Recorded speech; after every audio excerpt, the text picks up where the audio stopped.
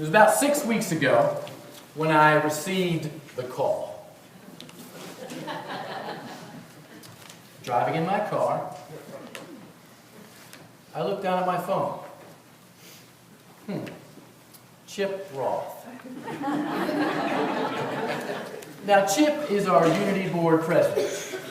And in the words of our modern-day philosopher and anchorman, Ron Burgundy, he's kind of a big deal. So I took the call. Chip, this is Rich. Rich, we're working on the transition plan for when Catherine leaves. Would you be part of our speaking team?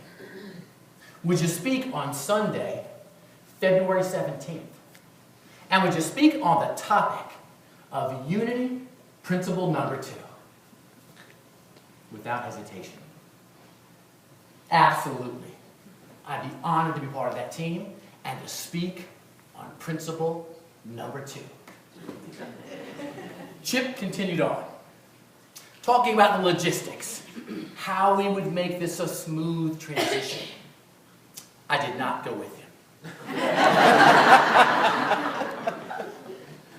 I began to have a private conversation in my own head. Sounded like this. Principle number 2. Crap, principle number 2. Where's the bulletin? If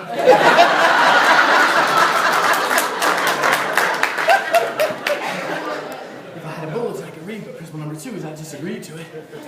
Damn. Principle number 2. What is it? Rich. You've been attending Unity for 5.5 years. You're a voting member. Rich, you served on the board for a year. You have spoken with the congregation 6 times. Perhaps you should remember principle number 2. Man. Principle number 1. That's like God's all power in the universe.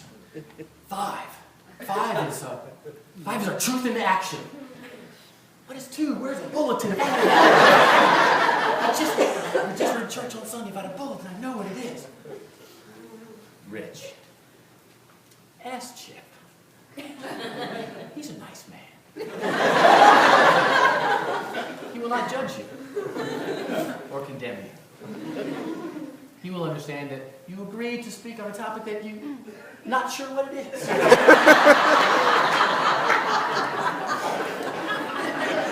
With a pause in the conversation, Chip, I got to ask you a question.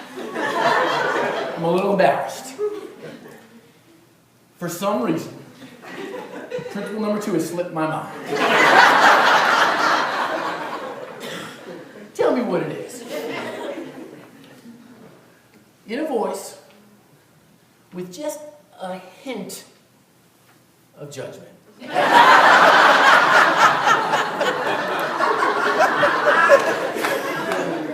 Rich. Well, I was hoping you wouldn't ask me that question.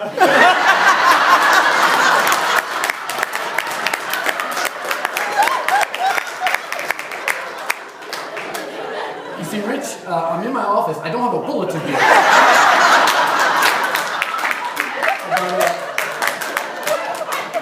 But perhaps I can look it up online and I can read it to you. Wait, Rich, there's a bulletin. It's right here under my desk. Hold a second. And at that moment, Chip read to me the elusive Unity Principle number 2. So the lesson for us here this morning might be this. Chip is a fantastic president. Yes. And he's surrounded by a highly competent board. Our administrative staff is fabulous. The speaking team and our musical team are inspirational. Amen. So as members and guests of Unity here in Greensboro, at any time, if you are uncertain about our 5 founding principles, you want to know what they are. You want to know what they mean or how they connect with you spiritually. Not for a moment. Do not hesitate at any time to refer to your bulletin, which you received on the way in this morning. Because although we are a loving and inclusive spiritual community, we don't always know our rules.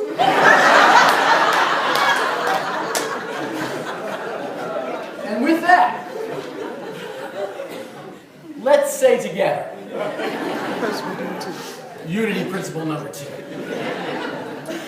Human beings were created from absolute good, and so our inherent nature is also good. We call this inherent goodness of human nature the Christ. You see, principle number 2 simply states that all people are inherently good. And that includes you and me. Our affirmation this morning is going to be woven into our message.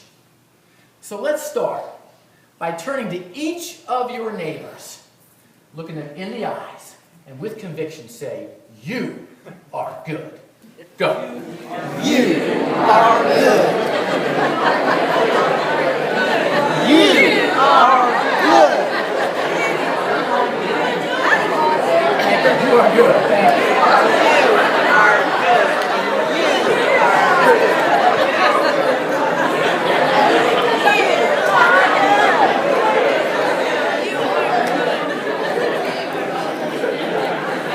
Leave it to a unity audience to assume your neighbors are your universal surroundings. Right? Nice work. I love this principle. I love it because it can make us uneasy. It can make us uncomfortable, perhaps more than the other 4 principles. So today we're going to talk about what might be some blocks in our lives that get in the way of us fully embracing and utilizing this principle in our lives. Now, both of those blocks come from a belief system. So, much like a computer, which has an operating system that impacts and affects all of the peripheral devices, the keyboards, the mouse, the monitor, we have a belief system. We have our own operating system. It's called a belief system that impacts all of the aspects, interacts with, and impacts all the aspects of our life. Our spirituality, our relationships, our careers, our health and well-being. And much like the computer's operating system is powered by programming, so is our belief system powered by programming. And when I say programming, I mean any input we receive in our lives. Any input. Things that we read, hear, observe, or experience. And that input begins the moment we show up. Perhaps it begins before that. But at least the moment we show up, we begin gathering input, programming that creates or empowers our belief system. The belief system that interacts with and impacts all the aspects of our life. Our spirituality, our relationships, our work, our health and well-being. Powerful stuff. So we're going to look at how our programming impacts or inhibits this truth becoming fully utilized in our lives. So, first block. First programming block. You know, we're told that this principle is new thought. We use those words ourselves from right here. New thought, new age. Here's a potential block. Most of us in our traditional religious programming have been taught to fear and Be cautious about new thought or new age thinking. Oh, be careful. Let's make sure we're grounded in the age-old principle of the Bible. Now, this principle is no more new thought than bell bottoms are a new fashion statement. You got that? So when our kids showed up and said, oh, we have this so cool new look, it's like jeans low on the hips and flared at the bottoms. And we said what? Oh, we did that in the 70s. Yeah! We said, that's not new in the 80s. We did it in the 70s and the 80s. That's old. That's called a style that's coming back. Now, we embrace that, though. We embrace, oh, okay, so an old style can come back and be new again and be kind of chic again? That's cool. But you take an old truth, which is what this is, you take an old truth and you bring it back again because we haven't heard it in a while, we don't want it. You see, this principle is not a new truth or a new thought. It is an age-old thought that some of us are just now getting. How old is it? It's as old as Christ. Because his interactions, his teachings, clearly demonstrate this principle. Think about his disciples. He had a core team of 12 people, a dozen people. They were not the A-team. Right? The people Christ chose to be with him were not the sharpest group of people. Yet when he looked at them, he said this, you will do greater things than me. Now, Christ rose people from the dead. Christ healed disease. Christ had a sense and an energy about him that was unprecedented. And he looked at those followers and he said, Joe, that was me who blackened it out. So that's okay. We're good. It's all right. And he said, you will do greater things than me. How can he say that? It's because he understood their inherent nature. He understood it in him, and he understood it in them. That you are good. You are inherently good. Regardless of how this culture might judge you as people, you are inherently good. And that is good enough. There's also another interaction where Christ had with this woman who was caught in adultery. It was really a trick. She was a pawn in a trick where the religious leaders of the time was trying to trap Jesus. So they brought this woman who was caught in adultery.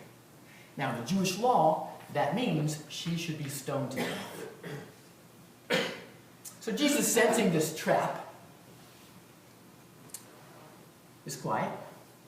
Scribbles a little bit on the sand with a stick, we're told. Then he says this. All right, here's what we'll do. The one of you who's perfect, you throw the first stone.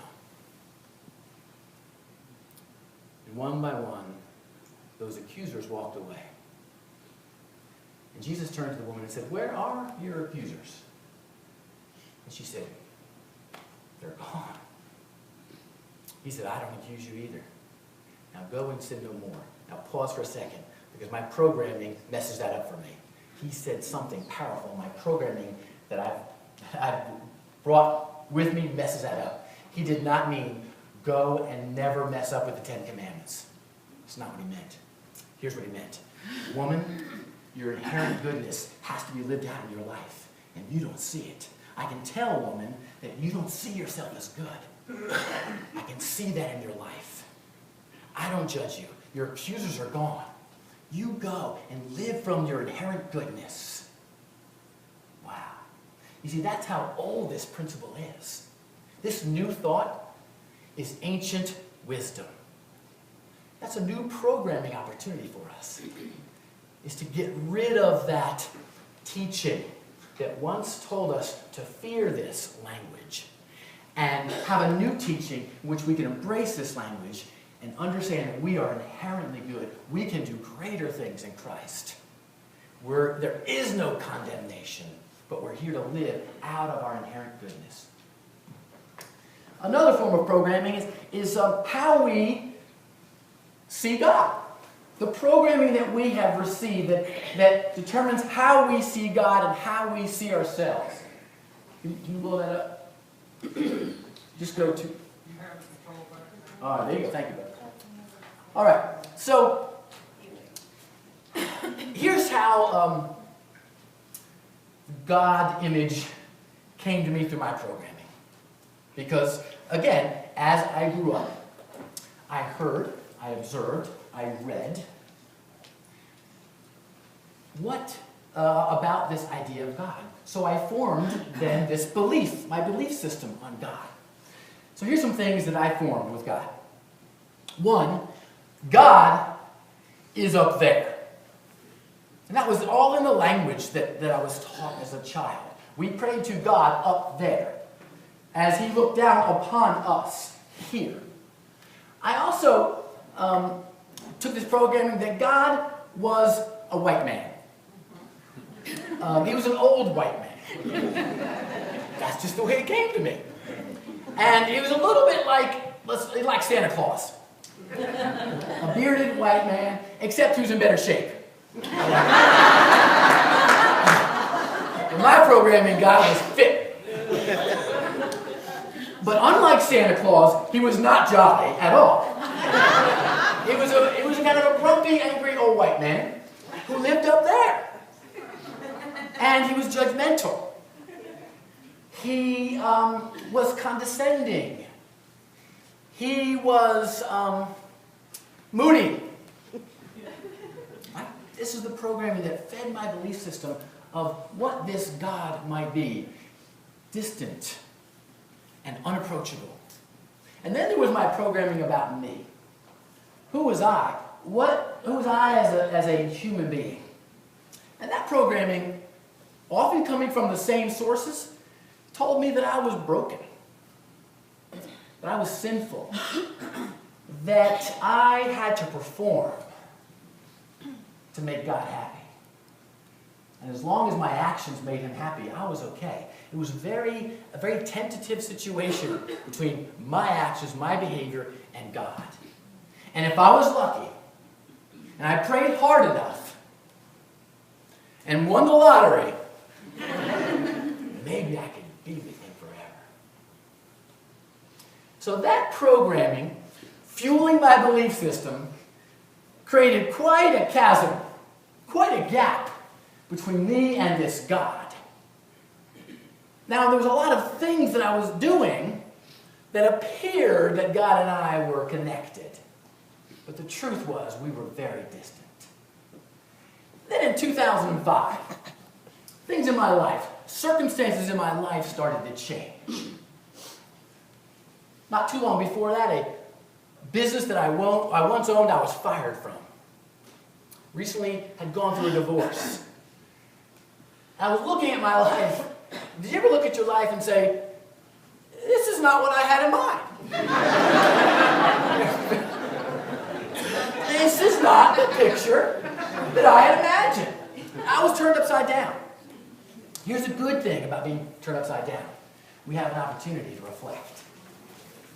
Man, and I started reflecting. And I started thinking about my beliefs. And how would my beliefs impact my life circumstances? In other words, I began to take responsibility for those circumstances that turned upside down. Started working with a coach. And the coach, as we identified a belief that perhaps was not serving me well, she would say, Rich, where did that come from? You know what she was asking me about? Programming. See, she was helping me see the programming that fueled the belief that created a result in my life.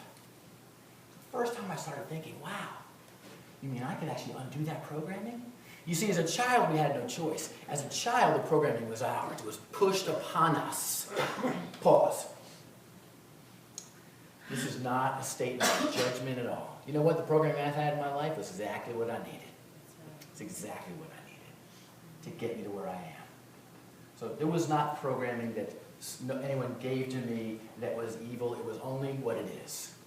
Just want to make sure we got that side note. But as a child, we can impact that. As an adult, we're all grown up. We get to choose our programming. And so she was asking me to begin choosing my programming to impact my belief. So I started that.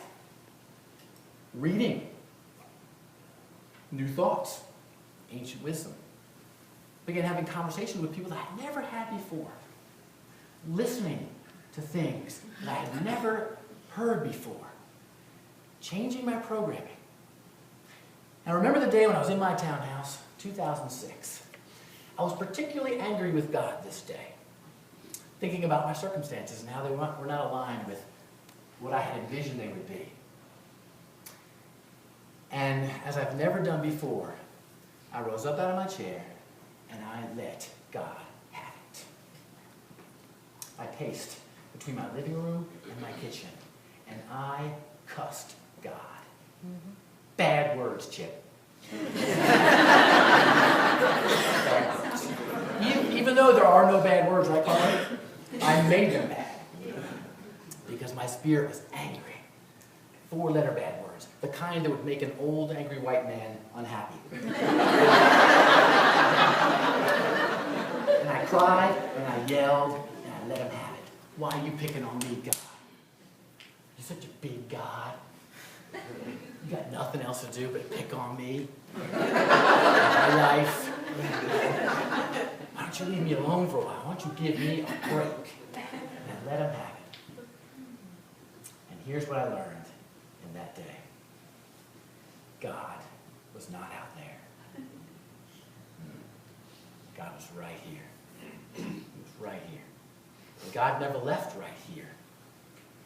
No matter how much I cursed, or how mad I got, God never left. God sat and listened.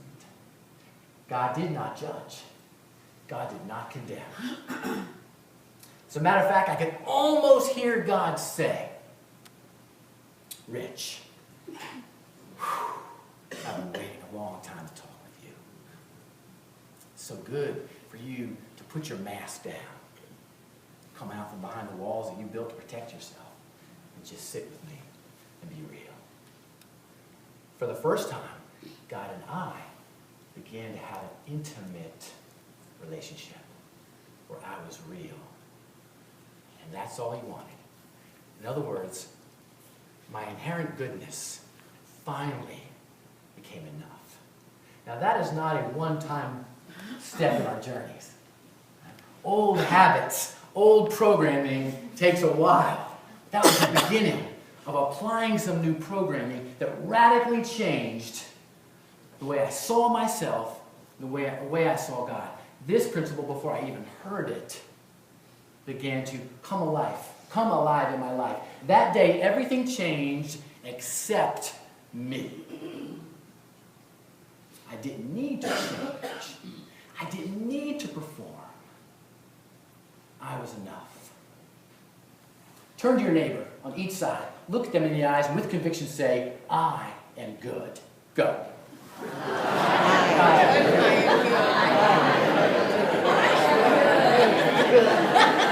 I am good.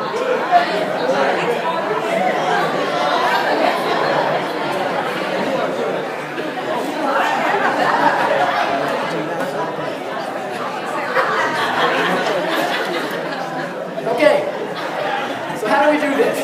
Let's talk practical. The last few minutes, let's talk practical. We've got this thing called programming that now we're in charge of. You get to choose it. And this programming fuels our belief system. And the belief system impacts, interacts with all aspects of our life, our spirituality, our relationships, our work, our health and well-being. That's powerful stuff. How do we begin? What are some practical steps we can take? Well, begin by reading. One of the earliest books I started reading when I was ready was Wayne Dyer's The Power of Intention. For the first time, I started reading about this God and myself being in a different kind of relationship, in a different plane. Later on, I began to follow the teaching of a guy named Michael Bernard Beckwith. Yes. Spiritual Liberation. Fabulous book. Now, if you're just beginning this trek, Wayne Dyer is a good place to start. It's a nice kind of transition from old thought. Remember that the beliefs we have that are self-limiting are old thought. Oh, I'm sorry, actually, they're new thought. That is the new thought. All right? So if you're getting ready to replace some new thought with some ancient wisdom, Wayne Dyer is a great place to start. You can move into Michael Bernard Beckwith a little bit later. Listening. What are you listening to? One of the things I did a couple years ago was download sermons from Michael Bernard Beckwith and put them on CDs. I spent a lot of time on the road in between clients. And man, I intentionally let that just fill my ears and go down into my soul. What are you listening to on a regular basis that helps you change your programming? I listen to some music or some stations on the radio that have encouraging and uplifting music. When the radio personalities come on, Carly, what do? Turn it off. Because their programming is not aligned with me. The music is encouraging and uplifting. But when they come on, they start talking about how bad they are. Oh, God. It's a good thing, God. Yeah, we deserve damnation. I turn it off because I'm in charge of it now. And I don't want to hear that because it's not ancient truth. It's new trickery. So, who are you hanging out with? There's some friends that should be fired. What are the conversations you're having? I started hanging out with people that weren't typical for me. I had conversations that were typical for me. Refreshing, non-judgmental, loving, intriguing, soul-refreshing conversations. You're in charge of that. You can choose those. You can also eliminate the ones that are soul-sucking. Okay? What are you watching? What are you watching? Ivy and I found out about unity because we attended the spiritual cinema. We came here one night to watch a spiritual movie that we had seen advertised. That was our first time we actually stepped foot in this building. On one of our first dates, although we didn't know it was a date then, we saw Conversations with God, which falls under that same venue. And afterwards, we went and we had dessert. We talked about it. Wow, what did that movie say to you and speak to you? And wow, how does that relate to kind of how we think now? And what might it tell us something new? So we automatically, or we intentionally sought out and viewed things that became new programming for us. Traditional media is not going to give you ancient wisdom. Traditional media is going to trap you in the modern day thought that everybody's crazy. There's a bunch of crazy people out there. You see what's on the news. You know what? So here's what's going on. There are some people that act crazy because they've lost touch with who they are. Yes. That principle is not resonating with their life, and the programming they received and their belief system calls them to behave out of their mind, out of their nature, out of their character. They don't know that they're good. They're convinced that they're bad and their behavior is bad and sometimes it's evil. That's not who we are. That's us out of our mind, out of our essence. And the media likes to play that trick. And we will forget that people are inherently good. So what are you watching? What are you reading? Who are you hanging out with? Those are all going to have impacts on your programming, which fuels your belief, which impacts your spirituality, your relationships, your work, your health and well-being. Powerful stuff. Turn to your neighbor this time. Look him in the eye with conviction and say, "You are good and I am good." Go! You are good and I am good. You are good.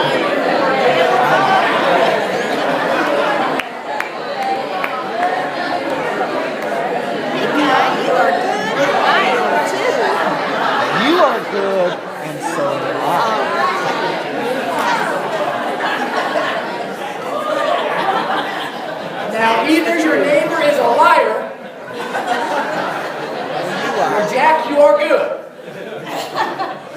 got to be. There's only one truth in here. Right? And that is the truth, that you are good. A couple years ago, I saw a movie called August Rush. Great movie, yeah. So Evan, the main character, 11-year-old boy, runs away from home. He's a musical prodigy. He runs away from home really in search of himself. And through this crazy chain of events, his parents, his mom and dad are searching for him. And they finally get reunited at the end. Music being kind of a big part of how they're reunited. And it's a movie about listening to music, listening to your soul, listening to your dreams. And as the screen darkens, you hear Evan's voice come on. And he says this. He says, the music is all around us. All you have to do is listen. And to that I say, the good is all within you.